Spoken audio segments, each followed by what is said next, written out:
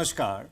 SME express में आज का सेशन कारोबार की लाइफलाइन फाइनेंसिंग के नाम रहने वाला है। हम जहां एक और यूनिफाइड लेंडिंग इंटरफेस यानी यूएलआई की पहल पर फोकस करेंगे, तो वहीं cash flow based lending model के साथ डिलेड पेमेंट्स और स्ट्रेस अकाउंट्स की बारीकियों को भी समझेंगे।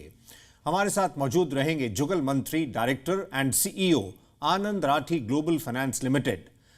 जुगल जी, सुप्रीम कोर्ट ने एक अहम फैसले में बैंक्स और एनबीएफसीज को यह साफ कर दिया है कि वो किसी भी एमएसएमई खाते को एनपीए तब तक क्लासिफाई नहीं कर सकते हैं जब तक कि वो 2015 की नोटिफिकेशन का पालन नहीं करते हैं।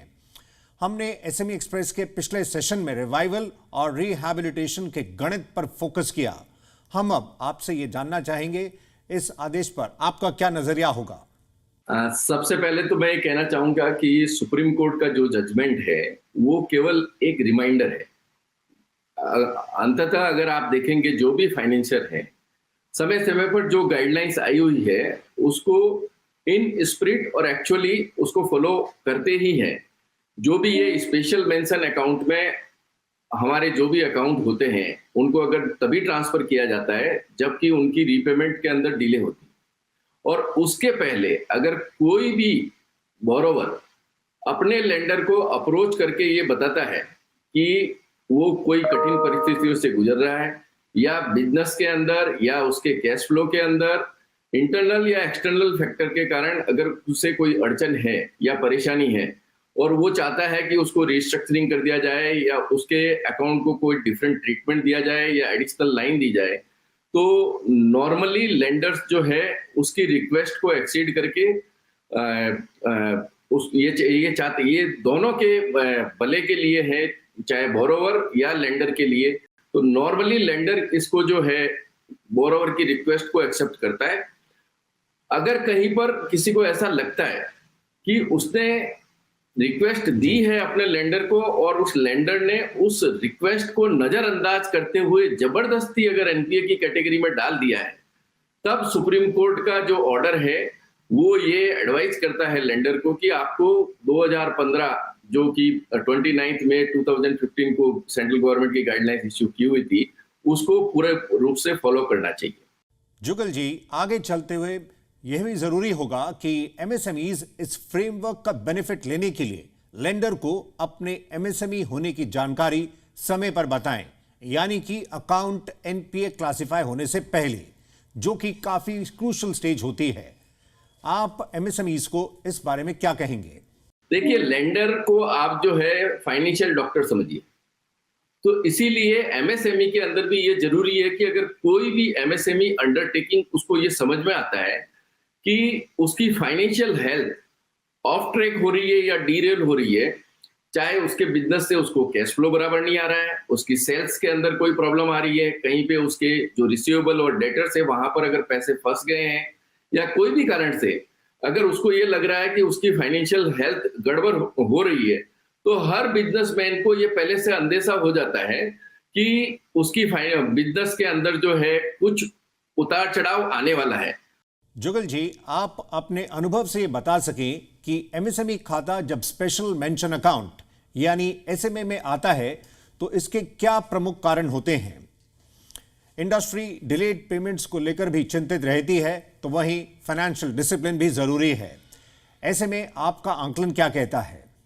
जो हमको ये समझ में आती है कि एमएसएमई में जो एंटरप्रेन्योर होते हैं उनके यहाँ पे एक तो जो है प्रॉपर अकाउंटिंग सिस्टम नहीं होता है। अकाउंटिंग सिस्टम के साथ में जो कैश फ्लो फोरकास्टिंग, जो नॉर्मली आप कहीं पे भी बड़े ऑर्गेनाइजेशन में आप देखेंगे तो वो जो उनका कैश फ्लो का ट्रेंड चल रहा है उस कैश फ्लो को वो प्रॉपरली फोरकास्ट करते हैं और उसके बेसिस पे अगर कोई कैश फ्लो में गैप है तो कैलकुलेट करते हैं। नॉर्मली हमने ये देखा है कि एमएसएमई वो बहुत सारे जो चीजें हैं वो हंच पे बिहेव करते हैं कि ये होने वाला है, ये एक्सपेक्टेड है, कहीं पे प्रॉपर जो है कैश फ्लो मैनेजमेंट का सिस्टम जो है वो फॉलो नहीं करते हैं। जहां पे जो व्यवसायी अगर व्यवसाय करता है तो उसमें उतार चढ़ाव जो है इन सभी कारणों के कारण आ सकती है कि वहां पे उसकी कैश फ्लो की प्लानिंग प्रॉपर नहीं है, उसका वर्किंग कैपिटल की प्लानिंग प्रॉपर नहीं है।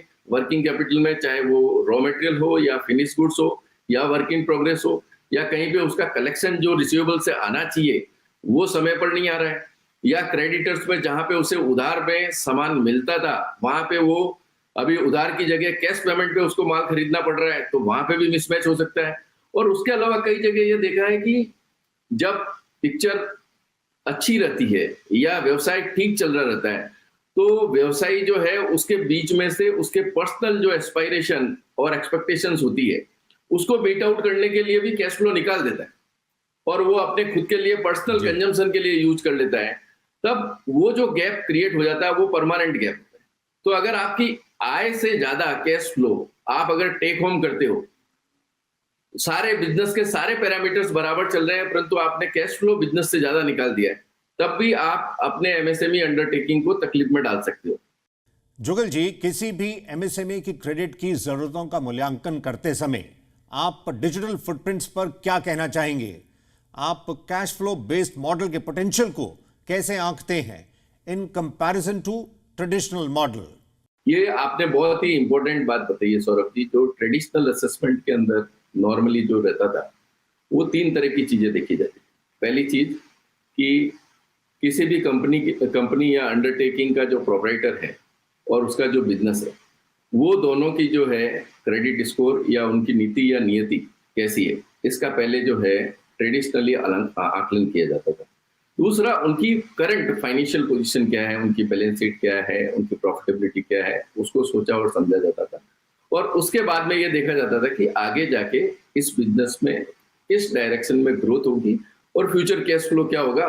इन तीनों चीजों को ध्यान में रखते हुए और इंडस्ट्री की स्टडी करके ये देखते थे कि ये जो प्रोजेक्शन किए हैं ये फॉलो होंगे, तो उसके बेसिस पे लिमिट्स, चाहे वो टर्म लोन की हो या वर्किंग कैपिटल की, उस ऑर्गेनाइजेशन के लिए या अंडरटेकिंग के लिए दी जाती थी। अब नए जो डिजिटल एनवायरनमेंट जो आया है उसमें ये तीनों चारों ट्रेडिशनल बिंदुओं को के अलावा बहुत सारी चीजें जो है जो आप असेस कर सकते हो। और इवन ये जो चीजें जो ट्रेडिशनल असेसमेंट करते थे उसको भी एकदम एक्सपर्टाइज कर सकते हो, क्योंकि डिजिटल फुटप्रिंट में आप सबसे बड़ी इंपॉर्टेंट चीज ये है कि आपके सारे payment track record, statement of accounts, इनका सबका आकलन आप कुछ ही मिनटों में कर सकते हो। उस पर्टिकुलर क्लाइंट का या उसी तरह के क्लाइंट जो उस बिजनेस में है, उस टेरिटरी में, उनका सबका बिहेवियर क्या रहा है, अभी क्या है, पिछले कुछ समय में क्या था और आगे क्या एक्सपेक्टेशन है, इन सबका भी सारा बिहेवियरल पैटर्न आप डिजिटली जो है आप एक्सेस कर सकते हो, उसको असेस कर सकते हो। बिजनेस में जो सप्लायर है और जो कस्टमर है उन लोगों का क्या फीडबैक है, उनका क्या रिस्पॉन्स है, मार्केट ट्रेंड क्या है, ये सारी सिचुएशन जो है डिजिटल असेसमेंट के अंदर बहुत हैंडी रहती है। 1 और 1 11 वाली सिचुएशन है। अभी भी कॉम्बिनेशन जो traditional assessment as well as जो डिजिटल असेसमेंट के कारण जो बूस्ट मिल रहा है उससे लैंडिंग पैरामीटर्स चेंज हो रहे हैं, लैंडिंग फास्ट हो रही है और पेनिट्रेशन जो भी अंडरसर्व्ड या जहां पे अभी तक लैंडिंग पहुंची नहीं है वहां पे पहुंच पाना भी आसान हो रहा है। जुगल जी, देश में करीब 6.3 करोड़ एमएसएमईज हैं। इनके फॉर्मलाइजेशन की तरफ कदम बढ़ रहे हैं, उद्यम रजिस्ट्रेशन के लिए आगे आ रहे हैं। वहीं विकसित भारत में इनकी बड़ी भूमिका रहने वाली है और ऐसे में फंड्स को लेकर रिक्वायरमेंट भी बढ़ेगी। लेकिन वो स्मॉल बिजनेसेस जो बिना एक फॉर्मल अकाउंटिंग सिस्टम के काम कर रहे हैं, उनको आप क्या कहेंगे?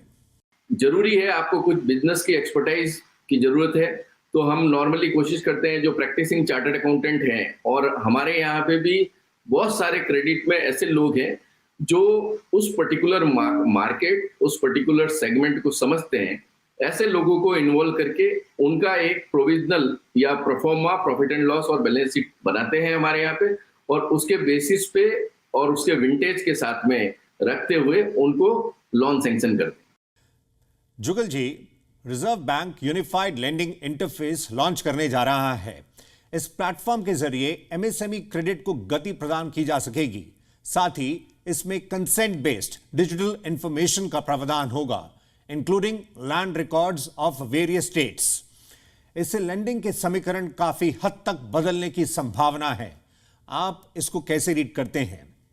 गवर्नमेंट जो करना चाह रही है ये डेफिनेटली पाथ ब्रेकिंग है, क्योंकि आपके गवर्नमेंट के पहले के जो भी आप इनिशिएटिव लीजिए, चाहे आप जाम इनिशिएटिव लीजिए या यूपीआई इनिशिएटिव लीजिए, मुझे ऐसा लगता है कि ये जो यूएलआई इनिशिएटिव जो गवर्नमेंट लेना चाहती है, जहाँ पे पूरे लैंडिंग के इकोसिस्टम की सारी जो इंफॉर्मेशन है, चाहे वो क्लाइंट के क्रेडिट ट्रैक रिकॉर्ड से लेके उस बिजनेस से संबंधित जितनी भी इंफॉर्मेशन है उसको लेके, और मोर इम्पोर्टेंटली चाहे क्लाइंट के केवाईसी से लेके उसके क्रेडिट स्कोर से लेके उसके पेमेंट के ट्रैक रिकॉर्ड को लेके, ये सारी इंफॉर्मेशन अगर एक ही प्लेटफॉर्म पे अगर मुहैया हो जाती है तो लेंडर को इस सब प्रोसेस में बहुत आसानी रहती है उसको असेस करने के लिए। उसमें ये जो हेल्प मिलेगी यूएलआई प्लेटफॉर्म पे, तो मुझे ऐसा लगता है कि पूरा इकोसिस्टम जो है, जिसमें आज की डेट में लॉगिन से लेके क्रेडिट असेसमेंट से लेके डिस्बर्समेंट में नॉर्मली 2 से 4 सप्ताह का जो समय लगता है, वो समय घटकर 3 से 5 दिन के अंदर आप न केवल असेसमेंट सेम डे कर सकते हो, इनफैक्ट आप पेपर फॉर्मेलिटीज कंप्लीट करके डिस्बर्समेंट जो है 3 से 5 दिन में कर पाओगे।